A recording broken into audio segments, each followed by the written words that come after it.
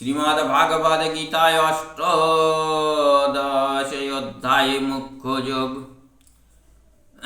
অর্জুন বলিলেন, হে কৃষ্ণ, হে ঋষিকেশ, সন্ন্যাস ও ত্যাগের বিষয় কি পার্থক্য আমি জানিতে ইচ্ছা করি। শ্রী ভগবান বলিলেন, জ্ঞানীর কাম্য কর্ম ত্যাগকেই সন্ন্যাস বলিয়া জানিবে, আবার সর্বপ্রকার কর্মফল ত্যাগকেই জ্ঞানীরা ত্যাগ বলিয়া থাকেন। অনেক পণ্ডিত আবার বলেন যে বন্ধনদর যে কর্মে আছে তাহা ত্যাগ করা উচিত। আবার অনেক পণ্ডিত বলেন যে যজ্ঞ, দান, তপস্যা এই সকল ত্যাগ করা চলে না। হে মহাবীর অর্জুন, আমি এই ত্যাগ বিষয়ে তোমায় নিশ্চয় করিয়া বলিতেছি, শ্রবণ করো। ত্যাগ ত্রিবিধ।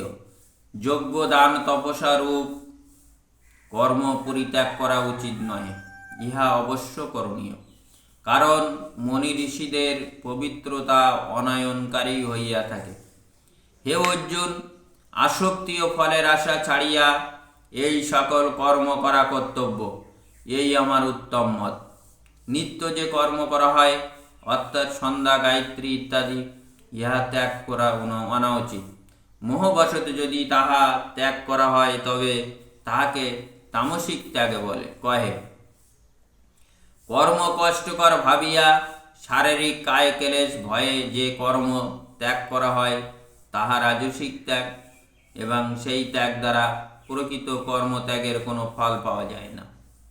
হে অর্জুন, কর্তব্যবোধে নিত্য যে কর্ম করা হয় সেই কর্মে আসক্তি বা ফল ত্যাগ করার নামই শাস্তিক ত্যাগ। নিঃসংশয়ী মেধাবী এবং সত্যগুণ ত্যাগী কষ্টকর কর্মে বিরক্ত হন না। আবার যে কার্যে সুখী হন সে কার্যেও সুখ আনন্দ বোধ করেন না। পৃথিবীতে দেহি সব কর্মেই ত্যাগ করিতে পারে না, তবে যে সকল কর্মফল ত্যাগী তাহাকেই ত্যাগী বলা হইয়া থাকে। কর্মের ফলেও ত্রিবিধ পাপ মিশ্রিত ভেদে মরমের পর জন্মিয়া থাকে, ইহা কিন্তু সন্ন্যাসীদের কখনো হয় না। হে মহাবীর অর্জুন, সকল ধর্ম সিদ্ধির জন্য সংখ্যা বেদান্ত শাস্ত্রের 5টি কারণ কথিত আছে বলিয়া জানিও। সে 5টি কারণ এই দেহে অহংকার, নানা প্রকার ইন্দ্রিয়, প্রাণ, আপান ইত্যাদি ব্যাপার, এবং পঞ্চ হয় দৈব। মানুষ নিজের শরীর দ্বারা যে বাক্য ও মন দিয়া যে ধর্ম বা অধর্ম করে, এই 5টি তাহার কারণ। এই কারণে 5টিকে না বুঝিয়া যে নিজেকেই কর্তা বলিয়া মনে করেন, সেই নির্বোধ প্রকৃতির সত্য বুঝিতে পারে না। যাহার মনে আমি কর্তা বলিয়া অহংকার নাই, বুঝিয়া কর্মে যিনি নিলিপ্ত, এই জগতে সবাইকে বধ করিলেও তিনি প্রকৃতপক্ষে কাহাকেও বধ করেন না, সেই জন্য তাহার কর্মবন্ধন হয় না। সকল কর্ম প্রেরণার জ্ঞান, জ্ঞেয়, পরিজ্ঞতা এই 3টি কর্মের প্রবর্তক। আবার কারণ কর্মকর্তা এই 3টি হইল কর্মের আশ্রয়। আমার সংখ্যা দর্শন, গুণভেদ জ্ঞান কর্মকর্তা 3 প্রকার হয়, সেই সকল তুমি যথাযথ শ্রবণ করো। যেই জ্ঞানের সাহায্যে প্রাণী সর্বভূতে একই আত্মা দেখিয়া থাকে, সেই জ্ঞানকে শাস্তিক জ্ঞান বলিয়া জানিবে। যে জ্ঞানের সাহায্যে প্রাণী সর্বভূতে স্থিত একই আত্মা নানা রূপে দেখা যায়, সেই জ্ঞান হইল রাজসিক জ্ঞান। যে জ্ঞানের সাহায্যে মুক্তিহীন প্রাণহীন, যে জ্ঞানের সাহায্যে যুক্তিহীন প্রাণহীন প্রাণী স্থূল পদার্থে নিখিল তথ্য আরোপ করিয়া ইহাতে আসক্ত হয় না, সেই জ্ঞানকে তামসিক জ্ঞান বলে। যে কর্মে ইচ্ছা বিদ্বেষ কামনা শূন্য সদা অনুষ্ঠিত, সেই কর্মকে শাস্তিকী বলে। আর কামনাবশত অহংকার প্রকাশ করিয়া বহু ক্লেশে যাহা করা হয় তাহাকে রাজসিক কর্ম বলা হয়। ভাবি পরিণাম, পিত্তক্ষয়, হিংসা, সমাত্ম বিচার না করিয়া মোহবশত যে কর্মকারী হয় তাহাকে তামসিক কর্ম বলে। যিনি অহংমুক্ত, ধীর, ফল কামনাহীন, নিষ্প্রিয়, উৎসাহযুক্ত ও স্থির, এমন যে কর্তা তাহাকে শাস্তিক কর্তা বলে। যিনি বিষয়ে আসক্তিপূর্ণ, যিনি কর্মফল চাহেন, যিনি লোভী, হিংসুক, অপবিত্র এবং ভস্মশোকযুক্ত তিনি রাজসিক কর্তা। যিনি চঞ্চল, অলস, বিনয়ী, মূঢ়, শট, কুরু, দুঃখী, দীর্ঘসূত্রী তাহাকে তামসিক কর্তা বলে। হে অর্জুন, আমি তোমার বুদ্ধি ও ধৃতির গুণ অনুসারে 3 প্রকার ভেদ কি তাহা পৃথকভাবে বলি। হে অর্জুন, যে বুদ্ধির বলে মানুষ প্রবৃত্তি ও নির্বৃত্তি, কার্য ও অকার্য, ভয় ও অভয়, বন্ধন ও মুক্তি কি তাহা যথাযথভাবে বোঝে, তাহাকেই শাস্ত্রিক বুদ্ধি বলে। হে অর্জুন, বুদ্ধির দ্বারা ধর্মাধর্ম, কার্যাকার্য ঠিকমতো বুঝতে পারে না, তাহাকে রাজসিক বুদ্ধি বলে। হে অর্জুন, যে বুদ্ধি অধর্মকে ধর্ম আর অন্য বিষয়কে বিপরীত বোঝে, তাহাকে তামসিক বুদ্ধি বলে। হে অর্জুন, যে ব্যভিচারিণী ধৃতির দ্বারা মন, প্রাণ, ইন্দ্রিয় ক্রিয়াকে সংযত করা হয়, তাহাকে সাত্ত্বিকী ধৃতি বলে। হে অর্জুন, যে ধৃতি ধর্ম, অর্থ, কামকে মুখ্যভাবে চায় এবং যাহাতে ফলাকাঙ্ক্ষা জন্মায়, তাহাকে রাজসিক ধৃতি বলে। হে অর্জুন, যে ধৃতির বলে নির্বোধ ব্যক্তি নিদ্রা, ভয়, শোক, অহংকারের হাত কখনো ত্যাগ করিতে পারে না, তাহাকে তামসিক ধৃতি বলে। হে অর্জুন, এখন 3 প্রকার সুখের কথা শোনো। সৎ অভ্যাস হেতু ব্যক্তির পরমানন্দ হয় এবং দুঃখ শেষ হয়। যাহা প্রথমে বিষতুল্য লাগিলেও পরিণামে অমৃতর ন্যায় লাগে। আত্মবুদ্ধির প্রসন্নতা জনিত সেই সুখকে সাত্ত্বিকী সুখ বলে। যে সুখ বিষয় ইন্দ্রিয় সংযোগ প্রথমে অমৃতবৃত এবং পরিণামে বিষাবৃত মনে হয়, তাহাকে রাজসিক সুখ বলে। আর যে সুখ প্রথমে ও শেষে মোহ জন্মায় এবং নিদ্রা, অলস্য, ভ্রমজাত, সেই সুখ তামসিক সুখ।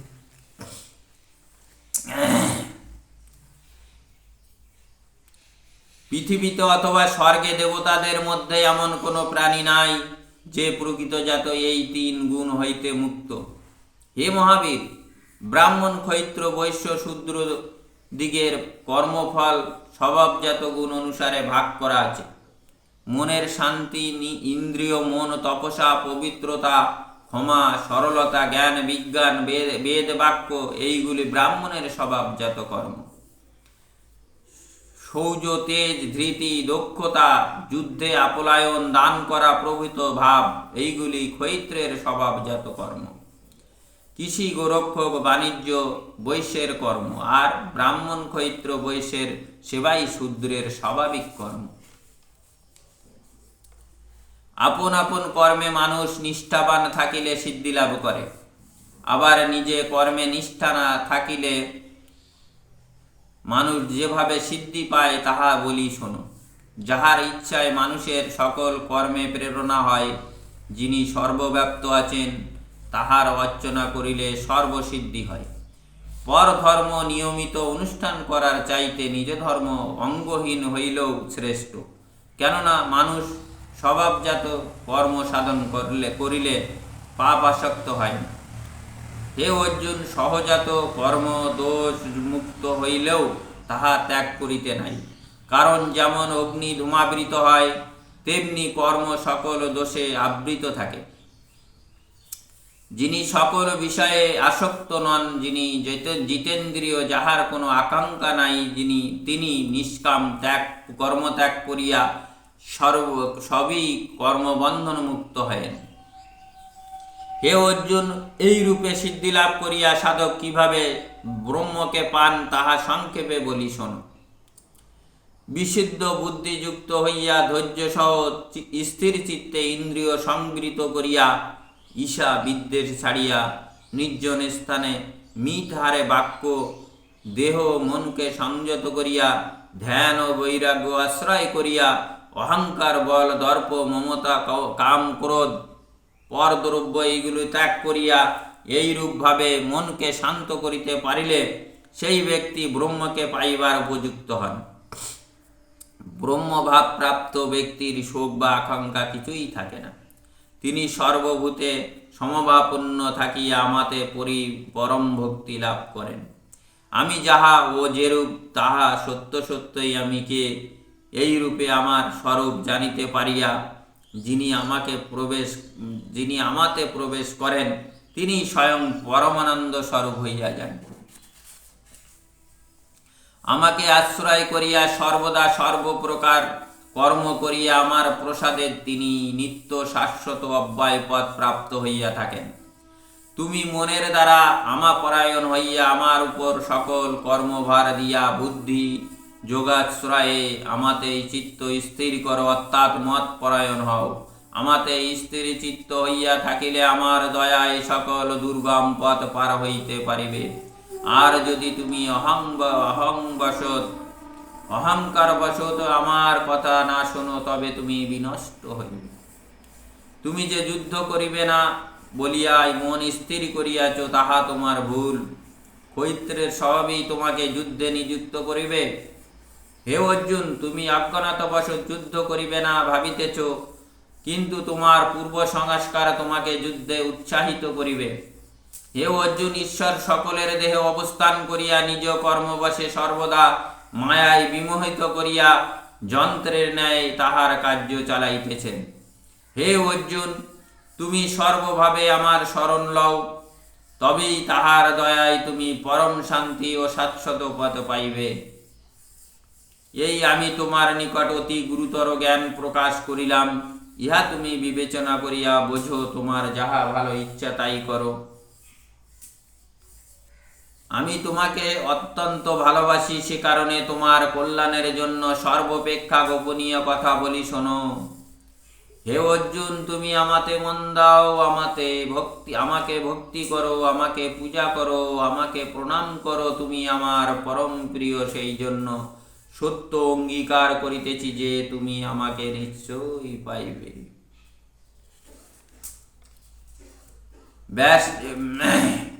তুমি সর্বধর্ম ত্যাগ করিয়া একমাত্র আমারই আশ্রয় লও, আমি তোমাকে সর্বপাপ হইতে মুক্ত করিব। এই উপদেশ যাহা তোমায় দিলাম, তুমি এমন কাহাকেও বলিও না যিনি তপস্যাহীন, ধর্ম ভক্তি সেবা শূন্য এবং যিনি আমাকে নিন্দা করেন। এই পরম গুহ্য তথ্য কথা যে আমার ভক্তদের কাছে বলিবে, সে আমার প্রতি পরম ভক্তি দেখাই অবশ্যই পাইবে।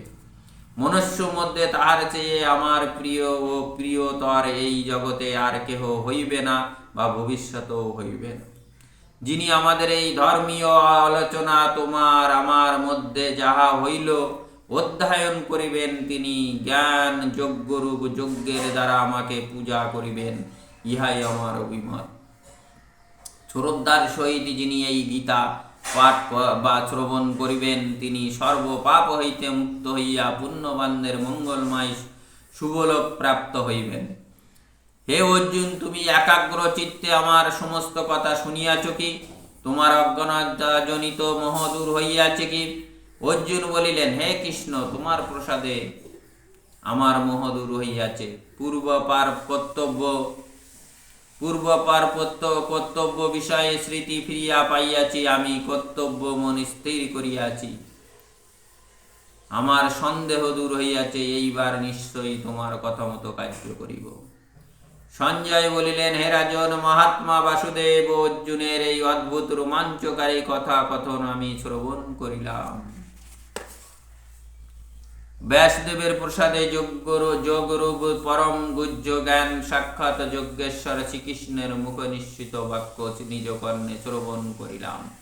হে রাজন, শ্রীকৃষ্ণ অর্জুনের এই অতি অদ্ভুত পুণ্যময় বাণী স্মরণ করিতে করিতে আমি বারবার আনন্দ লাভ করিতেছি। হে রাজন, শ্রী ভগবানের এই অতি অদ্ভুত বিশ্বরূপ স্মরণ করিয়া আমার মহান বিস্ময় হইতেছে এবং বারবার রোমাঞ্চ হইতেছে। যেইখানে শ্রেষ্ঠ যোগী শ্রীকৃষ্ণের ন্যায় উপদিষ্টা আছেন আর মহাবীর অর্জুন আছেন, সেইখানে শ্রী বিজয় ঐশ্বর্য নীতি বিরাজ করিতেছে, ইহাই আমার বিবেচনা। ইতি মুখ্য যোগ নামক অষ্টাদশ অধ্যায় সমাপ্ত। রাধে রাধে।